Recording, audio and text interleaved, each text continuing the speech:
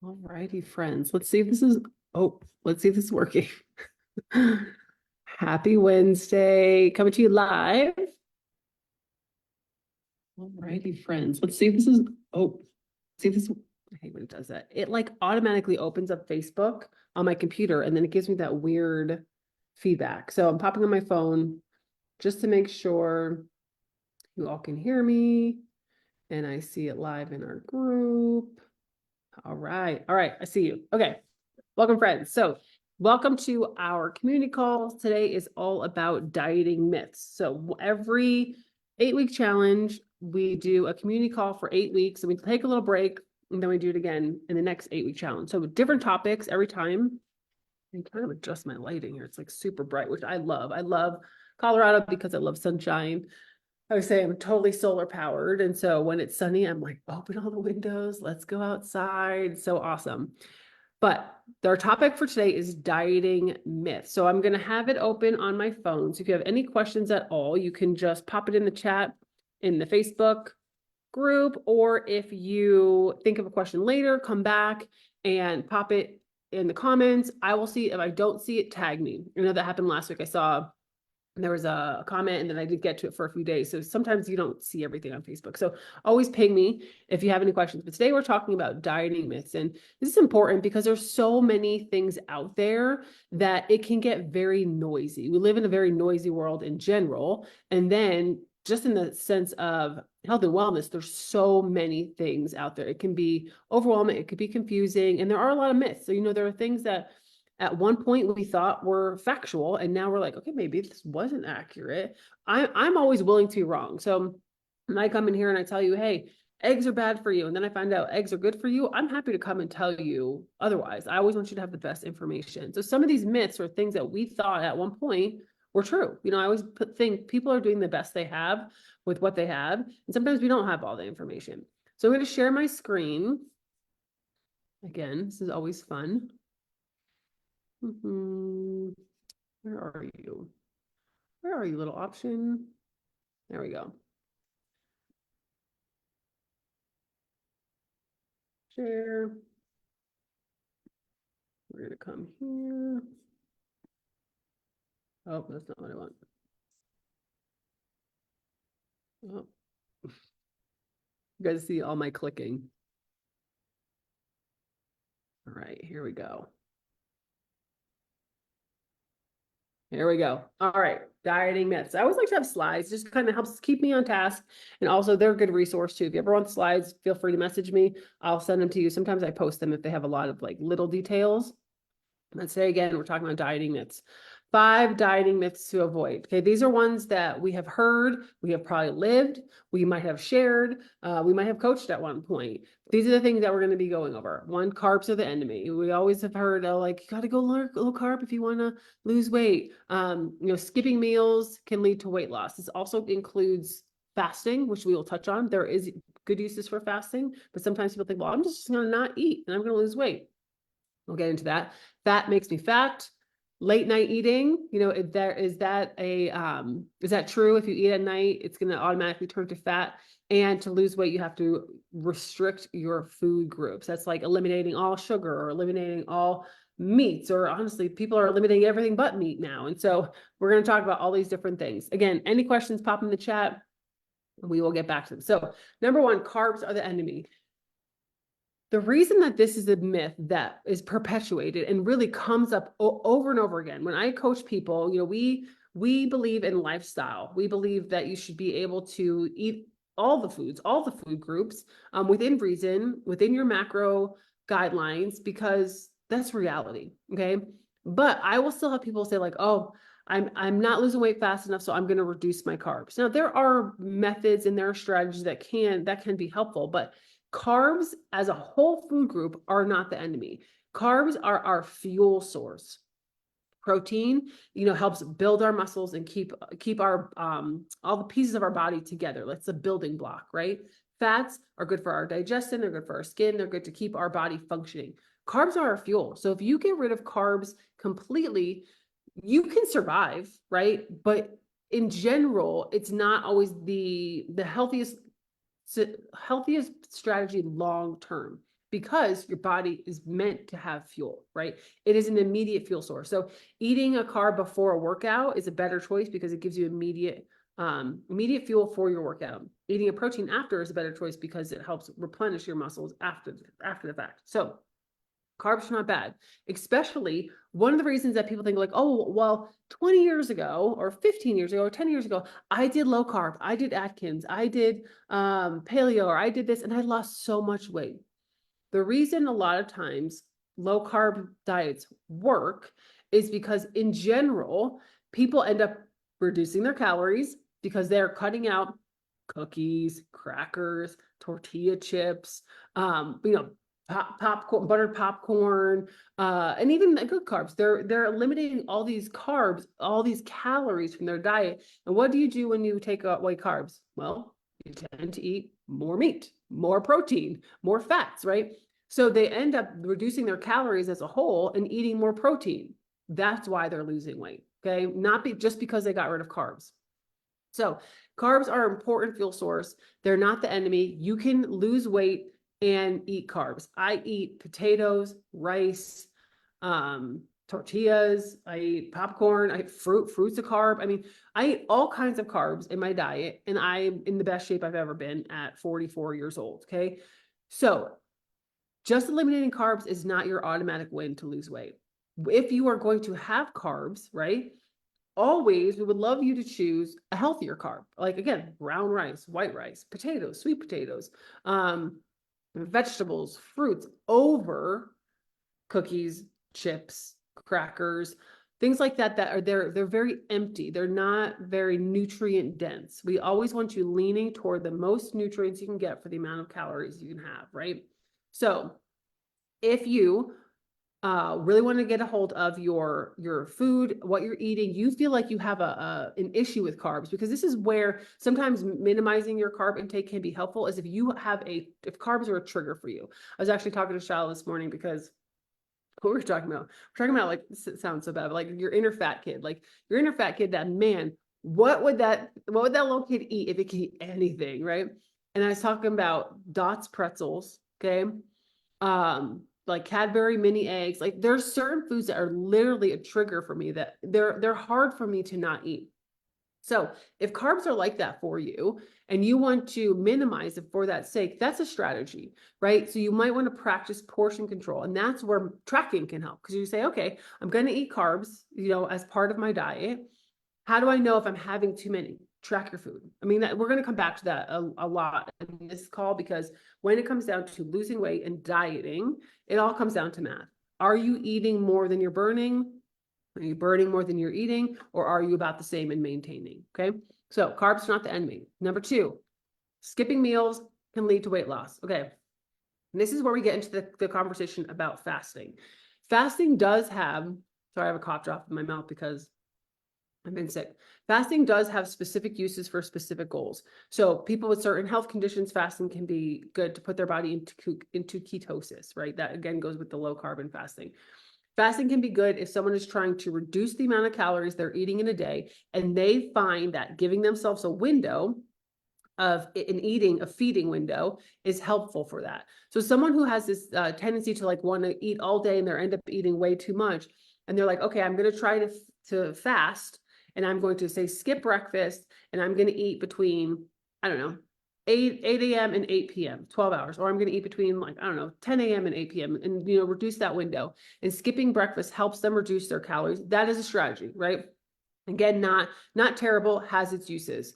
But in general, if we're not I would still want you tracking your food, because even in a window of eating, you can be overeating. I mean, we could cram some serious food down if we really wanted to.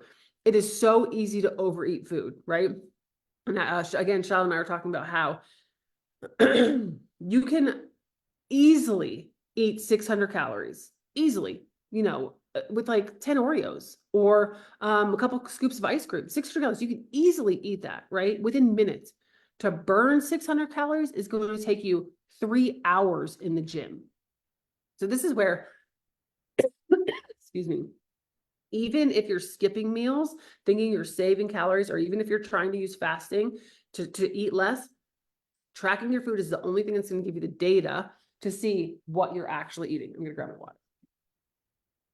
The tendency though, sometimes, and I see this with my clients who they get busy, they're not eating, they're skipping breakfast, is we have this tendency that then we are over hungry and then we tend to overeat. So if you're skipping meals just hoping that you're saving calories for the next time you eat, and then you overeat, it's not a winning strategy for you, okay? So a lot of times it has your metabolism slow down, it reduces your energy because you literally have no fuel, and it can lead to overeating. In general, it is better to have a balance of energy throughout the day. One for energy, excuse me, a balance of bring calorie intake throughout the day to have energy, and ideally to have a balance of protein intake throughout the day.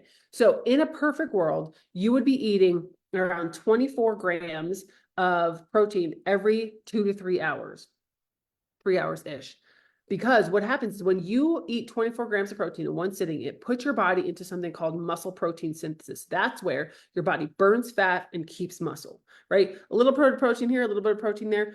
In the overall day is going to be great too, but that's the magic number to really optimize your fat loss, okay? So skipping meals is not going to allow for that, right? So listen to your hunger cues, listen to your body. And I do have clients who are like, I am just not hungry in the morning. And I'm like, that is okay.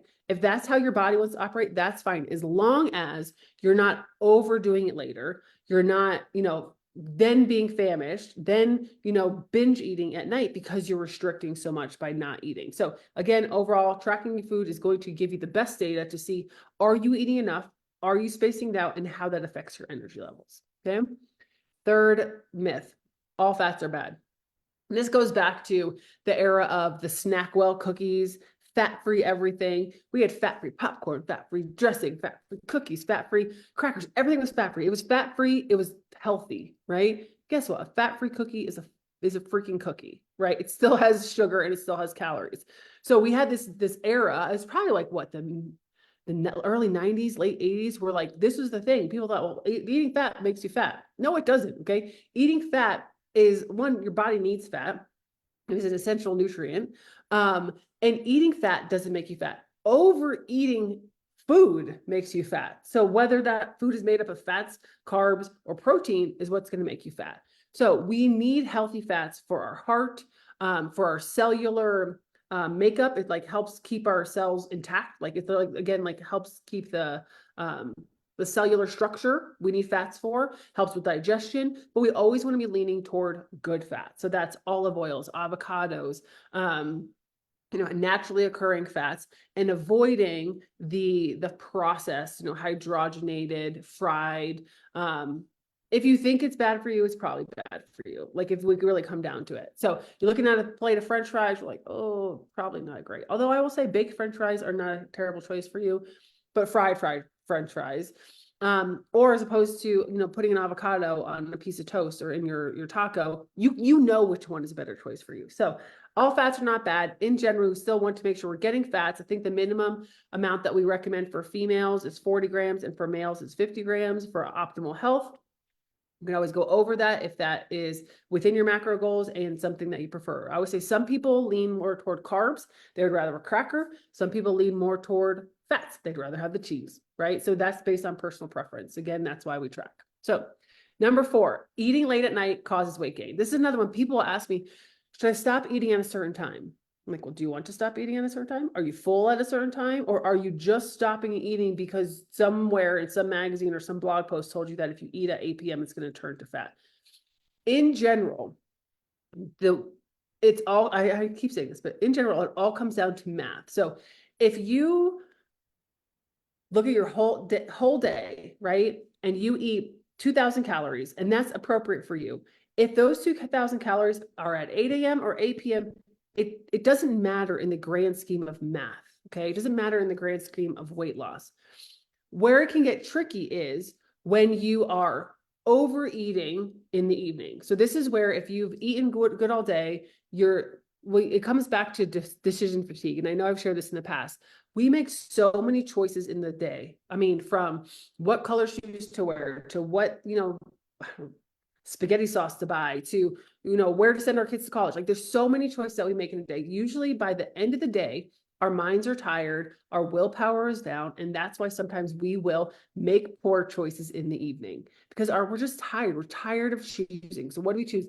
Just give me the Oreos. Just give me the extra glass of wine. Like I'm over it, right? I'd rather have the cake. We can just go all day thinking, I'm not having cake tonight. I'm not having cake tonight. You get home, you're tired, kids start screaming, the dogs are barking, you're like, I'm just gonna have my cake because our brains are tired.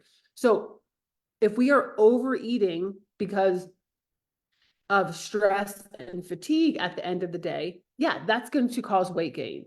But again, if you are tracking your food and I've eaten an appropriate amount of calories and I actually like to have a snack before bed, that's okay. Because that you have the data to show that you are eating an appropriate amount of calories. If you tend to eat in the evening, overeating because of decision fatigue, or you're just done with the day, then that can lead to weight gain. Okay. So if you are a snacker, I actually just talked to one of my clients this week. She was like, look, I'm struggling with nighttime snacking. I'm used to having a snack in front of the TV. That's totally fine. Let's just make sure that we're choosing an appropriate snack, something that's going to satisfy you and fit into your goals. And plan for your snack. It's like, I know, for example, at night before bed, I have my greens. Well, the greens themselves are like 30 calories, not a whole bunch, but I've been mixing them with the peanut butter protein powder. The peanut butter protein powder with the greens is 130 calories. One, it actually helps me sleep better because I'm going to bed with a full stomach. I call it like rest and digest, right? And my body gets to utilize that overnight. Overnight is when our body repairs muscle. So me giving myself protein right before bed, there's a lot of research about casein protein. It's again a slower digesting protein that is good for muscle recovery at night. But in general, I know that this is useful for me, and I know it fits in my calories. So I've already tracked it. So let's look for healthier snacks. If you're a nighttime snacker, that can be useful. I actually gave a whole list of options for her. I can also post in the comments of this video. But yeah, fruit, air popcorn, rice cakes and peanut butter. Something, I always ask, are you lean towards sweet or you lean towards salty? Because some people want like a bowl of ice cream at night, which maybe that's the time to make a Ninja Creamy, or to buy some Halo Top ice cream, or to have some Greek yogurt with fruit on it. A lot of times I'll have the Greek yogurt with the frozen blueberries at night as a snack. Or do you lean towards salty? You want something more savory. That could be the popcorn. That could be the white cheddar rice cakes. It can be, trying to think of some other things like hummus and vegetables, right? But again, portion control and mindful eating are going to help you no matter what time of the day it is, okay? Fifth, cutting out entire food groups. So this is one that I actually will utilize from time to time. So I'm going to explain. People will think, oh, well, I have to cut out all bread. You know what, Becky, I'm eating really healthy. I gave up all bread. Like, well, what is that doing for your overall day? What is that doing for your overall calories? What's that doing for your overall protein? What is the goal of getting rid of bread? Because bread itself is not the enemy, right? If you're overeating bread, let's keep it in check. Or people say, I gave up all sugar. This is something that I do. I'm guilty of this. I've given up all sugar because I'm overeating it and I know it's time for a reset. To me, that seems purposeful. However, you in general are not going to give up a whole food group for the rest of your life. So this is where sometimes we have to really think, is this a short-term strategy, or is this something I'm utilizing to reach a short-term goal? Or is this something I think I'm going to do forever? Like, no offense to people who are trying the carnivore diet. I believe people are doing the best they can with what they have. And they believe that eating only meat for however long they eat it for is going to help them get healthy. They're doing their best, right? However, newsflash, you're not going to do this forever. There's no way, mark my words, you are only going to eat meat for the rest of your life. I guarantee it. Okay. It's just not sustainable. So sometimes when we will give up things, it almost creates this relapse, right? So even, for example, 75 hard, you give up alcohol and you give up sugar. A lot of times when people end that program, they will almost like relapse into sugar, or they'll relapse into alcohol because it's like it's been restricted for so long. So it can be short-term use, but you always have to make sure that you're bringing it back in, if you bring it back in a healthy way, and that it's in moderation and it's in balance, right? I'm going to give some strategies at the end for how we can go forward with healthy options and kind of give up these diet myths. But one of the things is if you want to give up sugar for a short time and you want to give up alcohol to do a detox, or you want to give up bread, sure, or you want to only eat meat, sure, but be cautious. This is not your end all be all to weight loss for the whole rest of your life. It's just not. You can use it as a tool for a short-term thing, but mark my words, it's not a long-term strategy. Knowing what food fuels your body and helps you get and stay at your goal is a long-term solution. Okay. I know I can have Dots pretzels every once in a while. I can have those stupid mini Cadbury eggs once a year, right? Because I know they're a small part of my life. I'm not going to have them all the time. Keep it in balance. Okay. So how can we overcome that diet mindset and have long-term success? Okay, so you guys know I preach this all the time in this group. 4 things we focus on: calories, protein, water, movement. Those are the 4 things that are going to get you to your goal, and they're going to keep you at your goal. But let's talk more about the mindset piece of it, okay? Shifting your mindset from restriction, like I'm on a diet, to I am nourishing my body with these specific foods. Okay, this is something that came to me when I was first pregnant with Joshua. So this is now 19 years ago. When I was first pregnant, all of a sudden I looked at food differently, in the sense I was like, wow, okay, what I'm eating is feeding my baby. So what I'm choosing is not just for me, right? It's actually helping create life. I looked at food totally differently. I mean, before that, I wasn't a poor eater, but I probably wasn't really paying all that close of attention. But all of a sudden I was like, man, I really should have some fruits. I really should have some vegetables, because I was like, I'm nourishing this human life inside of me. Why don't we think about that when it comes to our own body? When you're sitting there and you're about to go grab a snack, and you're like, what is going to nourish my body to give me the best energy and the best results I can? It's probably the carrots and hummus over the bag of Fritos. Not that we can never have Fritos, but just in general, if we can go from what can't I have to what can I have that is best for me, whole foods, nutrient dense, high protein, I would say as simple as possible. The less ingredients, the better. And yeah, we buy processed foods. In an ideal world, I could eat nothing that's processed. I can make my own sourdough bread. I could make my own tortillas, but reality is I cannot do that. So yeah, we buy tortillas, we buy bread, things like that. But in general, the less ingredients that you're eating in a day, the better you're fueling your body. Okay. So shifting from restriction to nourishment. Second thing is practicing mindful eating, really paying attention to how you're eating, how fast you're eating, how your food tastes. One huge hindrance to this is this.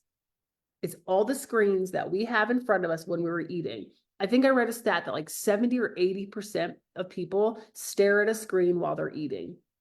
Are you paying any attention to what you're eating? No, you're scrolling on TikTok or Instagram or watching YouTube or texting your best friend. All those are not bad things, but when you're eating, you're not even paying attention to what you're eating. It's completely mindless. Whereas if you put your phone down, honestly, sit in silence for a little while. That is a huge tool I don't think we use enough of. It's just quiet space in our day, and eat your food. Have gratitude for it. Think about what you're eating, how it's nourishing your body. Be thankful for who grew it, who prepared it, who bought it, who made it, who put it on the table for you. Having some more gratitude for what we're eating and taking time to savor it, you will look at food totally different, and you will probably choose different choices too. So I'm going to sit down and look at like, oh man, this Twix. I'm just so thankful for this Twix, right? Which sometimes I might be thankful for a Twix. Or I'm like, man, look at this great salad that I'm eating. Look at this homemade banana bread that I'm eating. Like whatever it is, being grateful for it, but being mindful, taste it, savor it, eat it, enjoy it, slow it down, because it does take your body time for your stomach to cue your brain that you're full. Okay, mindful eating. Set realistic and attainable and sustainable goals, right? All these short-term quick fix, like I talked about some of them today. Yeah, you might see results short-term. You might. Long-term, if you don't change your habits to be long-term sustainable habits, you're going to probably gain it back. I mean, I don't have the statistics off the top of my head, but in general, weight loss, as that quick weight loss is quick weight regain. Slow, steady weight loss that really changes mindset and habits is maybe eventually over time you might gain some of that back, but it's again that same pattern of if it took you, 6 months to lose it and you really changed your habits, it might take you a couple years to be start creeping up.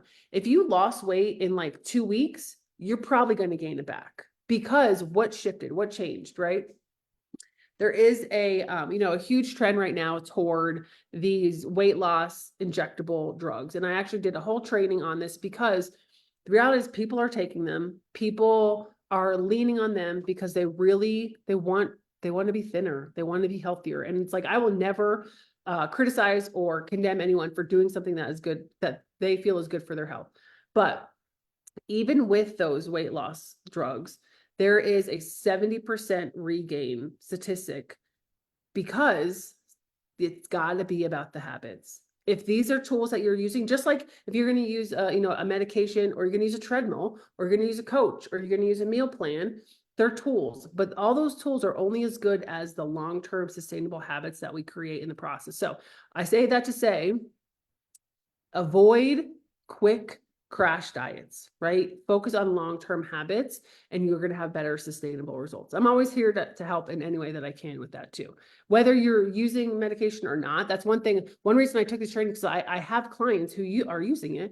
And I'm like, I want to know how best to serve them. Like, what can I do to help you be in the 30% that keeps it off, not the 70% that brings it back, okay? So number 4, find joy in movement. So this is one thing, we do talk about calories, protein, water, and movement. I want everyone outside walking. It's beautiful. It's sunny, get out there, get some fresh air. But whether you're outside, you're inside, any kind of movement that you can do that you find enjoyable, you're more likely to sustain over long term. So that could be dancing, hiking, doing yoga, gardening. One of my clients was like, man, I just worked in my yard for 6 hours and I'm sore. Like, that is excellent exercise. And it's so good for you. And it's good for the environment. It's good for your yard. It's good for your mental health. Got some vitamin D. I love that. So long-term success is going to be finding activity that keeps you active, that you like, right? It's not about torturing our body with these long, drawn out, high intense workouts that maybe you don't like. Or if you do, I have one friend, she loves all the crazy workouts. Go for it. Like, enjoy it. So finding joy in movement that helps you stay healthy. And then 5th, cultivating that positive mindset that health it's a journey, right? It's not just a number on a scale. It's not just a size in your jeans. It's not just a way I look, because I guess maybe because I'm getting older, I'm realizing like we're all going to kind of be wrinkly and old at some point, no matter what we look like in our 20s and our 30s and our 40s and our 50s and our 60s. Like, I hope someday I am really old and wrinkly and happy and healthy, right? No, it's not about like, what do I look like right now? It's about how can I, have a healthy lifestyle that allows me to be old and wrinkly for as long as possible. Give yourself some grace in the process, embrace the learning curve that is getting healthy because of all this noise out there, because of all the myths. And again, always, if you need help, that is what I'm here for. So drop any questions that you have in the comments now or later. I'd be happy to answer them. We have some more upcoming topics. Let me see what the ones are coming up. I will see. Well, let me see if I can find it.